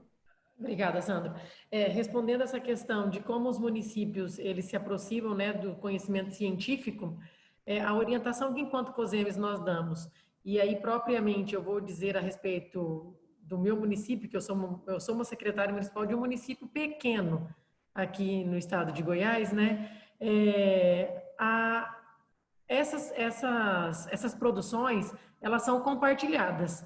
Então, a nossa orientação é que não precise construir ou criar algo novo. Que nós vamos, os municípios pequenos, nós precisamos aprender a nos apropriar de uma forma correta daquilo que nos é posto.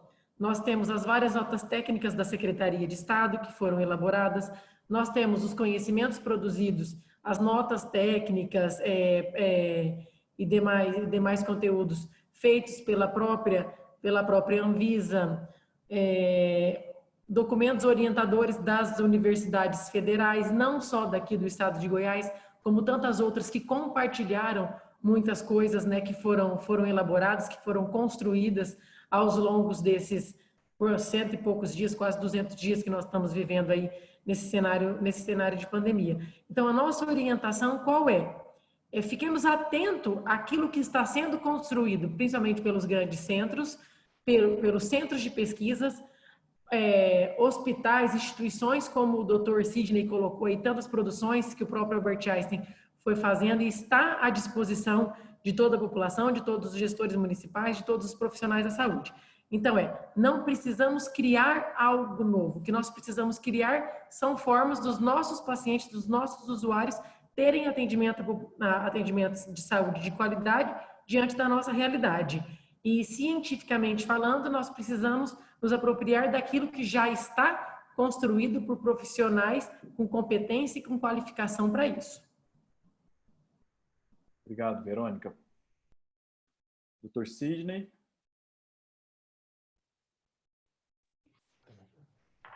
Oi, desculpe.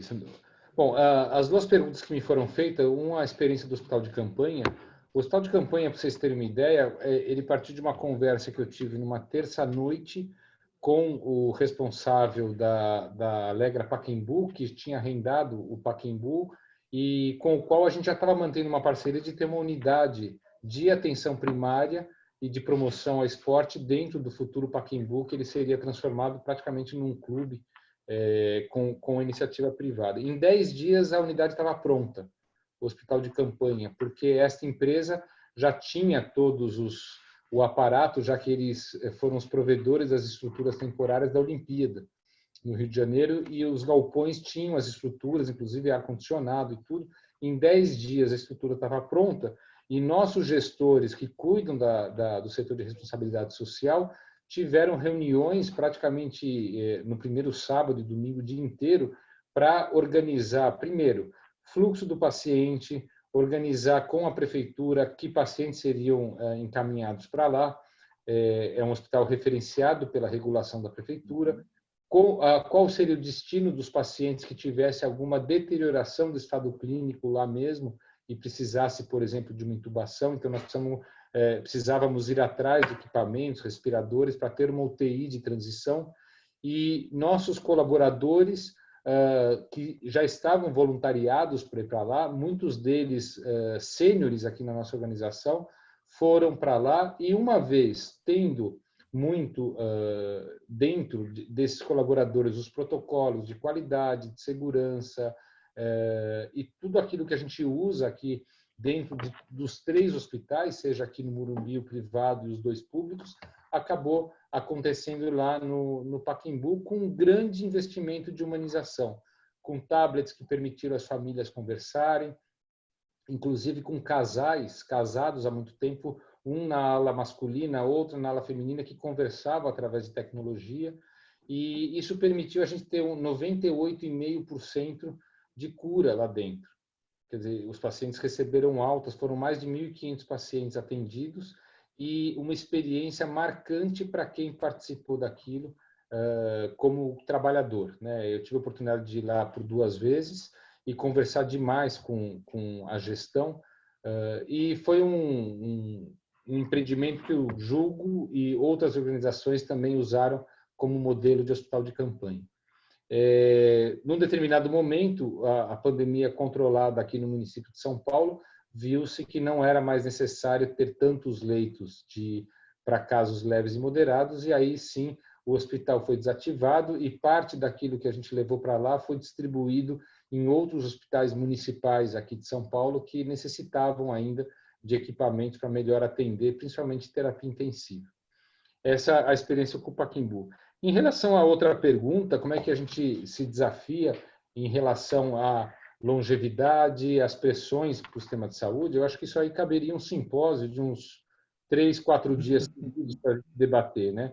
Mas o que eu tenho para falar, assim, isso já é parte do modo de atuação do Einstein. E se a gente levar em conta só um exemplo, por exemplo, a longevidade, o Einstein tem hoje um residencial de idosos, que isso foi um legado da comunidade judaica, um residencial que nós investimos todo a sua manutenção, o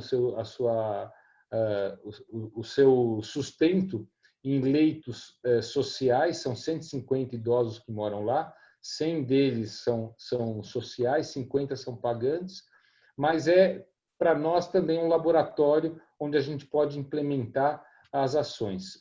Para vocês terem uma ideia, teve uma paciente contaminada com Covid no nosso residencial e as ações de isolamento de todos os idosos permitiram não acontecer nenhuma outra contaminação e nenhum óbito.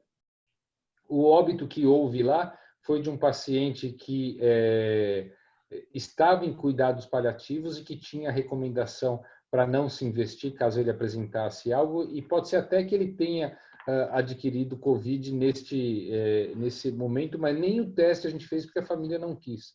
Mas tudo foi protegido de uma maneira muito adequada e isso serviu de modelo para que o projeto que o Itaú tem feito com Todos pela Saúde, da qual eu tenho orgulho de fazer parte, difundisse toda essa organização em 1.000 ILPIs pelo Brasil, porque a mortalidade em asilos, como já foi visto em outros países, é muito grande.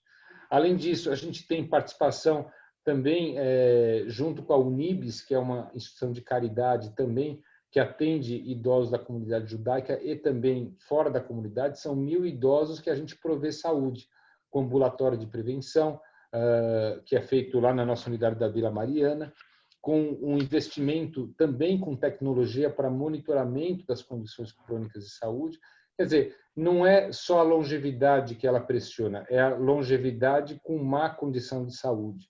Quer dizer, o investimento ele tem que ser o mesmo que é feito com atenção primária, com um incentivo, e aí nós criamos aqui um escritório de remuneração baseado em valor, que pensa os bundles e procura com as operadoras de saúde, mostrar o benefício de você remunerar valor e prevenção. Um exemplo que o grupo de segunda opinião de coluna, no primeiro ano de funcionamento, ele avaliava com segunda opinião as indicações de cirurgia de coluna. Houve 61% de cirurgias que não tinham uma indicação efetiva para serem realizadas e que mostrou quem teve a cirurgia contraindicada uma satisfação de 90% igual a quem foi operado. Quer dizer, talvez fossem cirurgias desnecessárias que poderiam incorrer até em complicação.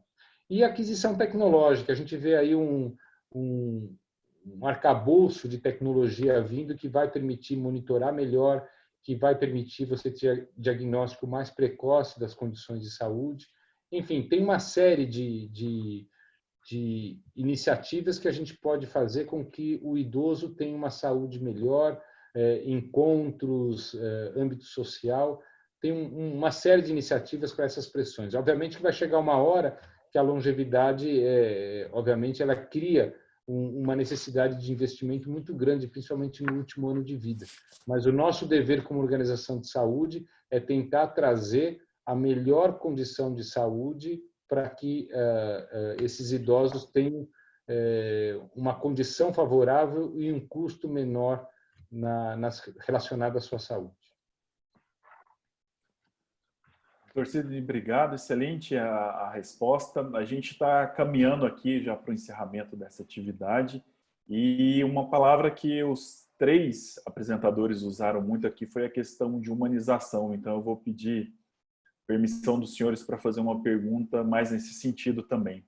E saber, até porque os senhores estão em posições extremamente estratégicas, cada um na sua especificidade, mas extremamente estratégicas, e queria que vocês falassem isso com o pessoal que está nos acompanhando aqui. Eu, como gestor, qual foi o meu grande aprendizado nessa pandemia que alguns já estão um pouquinho mais lá na frente, outros estão num momento mais crítico agora, alguns outros devem ter alguma questão aí mais pela frente. Mas o que eu, gestor, Ismael, Verônica e Sidney, qual que é o grande aprendizado que eu, como profissional de saúde, como secretário de saúde, como presidente de uma instituição bastante importante dentro do Brasil também, o que vocês levam para a vida especificamente relacionado a esse momento e ao que vocês fazem no dia a dia com relação à saúde? Doutor Sandro, dentro do exercício da medicina, né, nas unidades de terapia intensiva, né, quando eu estava na assistência, eu jamais banalizei a dor alheia.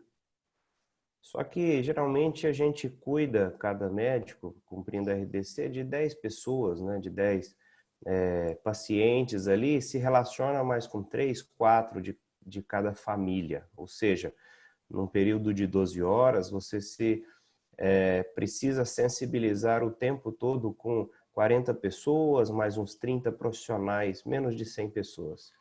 Para mim, o grande desafio, eu poderia falar de tantos outros, mas o grande desafio, o exercício constante que eu tenho tentado fazer é a cada número expressivo de contaminados, hoje o estado de Goiás está com 122 mil, 112 mil recuperados, não me distanciar como gestor e tratar isso apenas como um número. Entender que atrás desse número existe uma vida com expectativas, com sonhos, com dificuldades, com vicissitudes, com alegrias. Existem famílias atrás desses números também. Eu acho que tratar isso todos os dias que eu olho o painel, e eu olho o painel certamente dezenas de vezes por dia, enxergar esse número e não distanciar que atrás daquele número existem vidas. E um daqueles números pode representar vida minha, pode representar a vida da minha mãe, né? De algum irmão, de algum parente meu.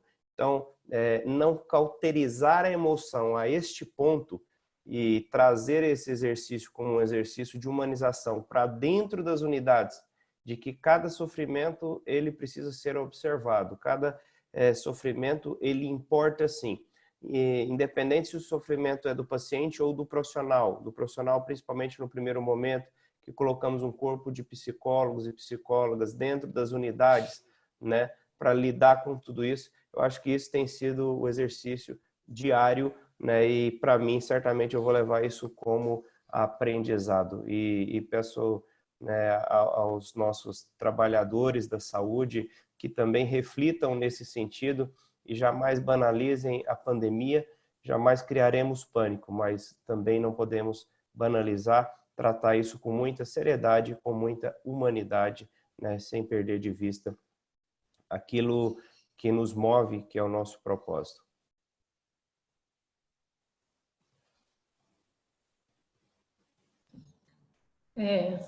Doutor Sandro, doutor Ismael, doutor Sidney, todos que estão nos ouvindo, é uma pergunta que mexe com todo o nosso ser, Sandro. Eu faço minhas as palavras do doutor Ismael, enquanto secretário municipal de saúde, né, representante de um colegiado de gestores. Eu acho que esse é o momento, o maior aprendizado para mim especificamente, é que nós devemos nos despir de todo e qualquer tipo de vaidade. Foi um reconhecimento de que nós não fazemos nada sozinhos, que nós precisamos um dos outros, que o SUS precisa de todas as categorias, o SUS precisa de todos os profissionais, o SUS precisa de todos os setores para poder fazer dar certo. Ter o paciente como foco principal das nossas ações. Quando o doutor Ismael coloca que não é só mais um número, é isso. É esse paciente num cuidado integrado, num cuidado como um todo. Ele tem uma vida, ele tem uma história, ele tem uma estrutura e ele tem pessoas por detrás, né, que sofrerão com uma ausência, mesmo que momentânea, mas às vezes permanente. Então, nós necessitamos de um trabalho integrado. E nunca, em período nenhum de todo o tempo de gestão que eu tive, nós precisamos tanto nos amparar uns aos outros para formatar um saber único, o compartilhamento de experiências, de inovações. Isso foi um dos motivos que está fazendo dar certo, mesmo que com as suas limitações, mas está fazendo dar certo. Então, a nossa capacidade individual, ela é finita. Numa situação como essa, o coletivo ele precisa falar mais alto. Então, finalizando, nós necessitamos um dos outros. O SUS, a gestão é compartilhada, o saber deve ser compartilhado também, para que no final nós venhamos a cumprir o mesmo objetivo, que é conseguir preservar o maior número de vidas possíveis em meio a esse cenário desconhecido e violento que nós estamos vivendo. Bom, depois dessas duas aulas, da doutora Verônica e do doutor Ismael, fica difícil. Então, assim, concordo e reitero tudo. Quando você coloca o paciente no centro das atenções, o modo de olhar, ele é diferente. E, de novo, né, isso não diz respeito apenas à pandemia. Lógico que a pandemia, de novo, expôs de uma maneira muito, muito importante. O Einstein buscou um selo de humanização do atendimento, que a gente chama de Plantree, e acabou se tornando uma unidade certificadora do Plantree aqui na América Latina, porque nós entendemos desde mais de 10 anos atrás que isso está no cerne. Pacientes participando de conselhos consultivos. Hoje eu tenho pacientes participando de comitês estratégicos de qualidade e de experiência, quer dizer, é o paciente fazendo parte de tudo.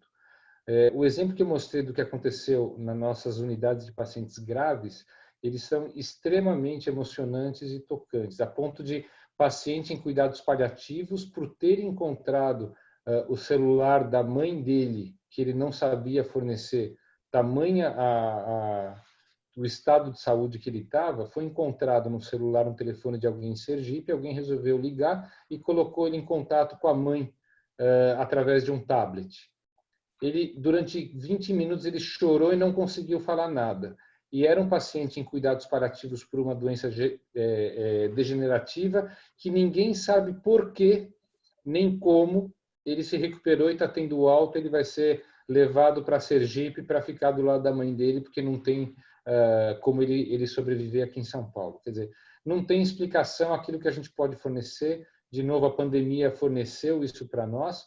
E um último aspecto que eu queria deixar aqui é a humanização também do atendimento ao profissional de saúde, e que também é importantíssimo a gente falar, porque saúde mental é importante. Eu vi inúmeras empresas fornecendo de forma gratuita a profissionais do SUS um atendimento psicológico.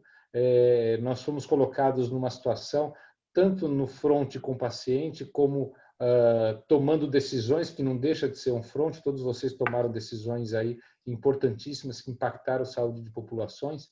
Então, eu acho que esse humanismo ele faz parte de quem escolheu enveredar por esse ramo de atividade, que é a saúde e a vida humana. Então, obrigado pela pergunta, Dr. Sandro, foi importantíssimo. Obrigado. Acho que a gente conseguiu encerrar de uma forma bastante brilhante, de trabalhar um conceito que eu vou tomar emprestado do Dr. Ismael, que é a gestão com leveza, de entender todos esses processos e de fazer ela o mais tranquila possível, numa leveza, obviamente com foco objetivo, mas nesse sentido. Queria agradecer muito, eu sei que a gente já extrapolou um pouquinho o tempo, mas era uma pergunta que não podia deixar de ser feita. Agradecer bastante a presença do Dr. Ismael, Dr. Sidney, doutora Verônica. Obrigado mesmo, em nome da Secretaria de Saúde aqui, enquanto coordenador desse processo aqui, agradecer bastante e que a gente siga aí nessa luta diária, porque tem algumas coisas pela frente ainda relacionadas à pandemia.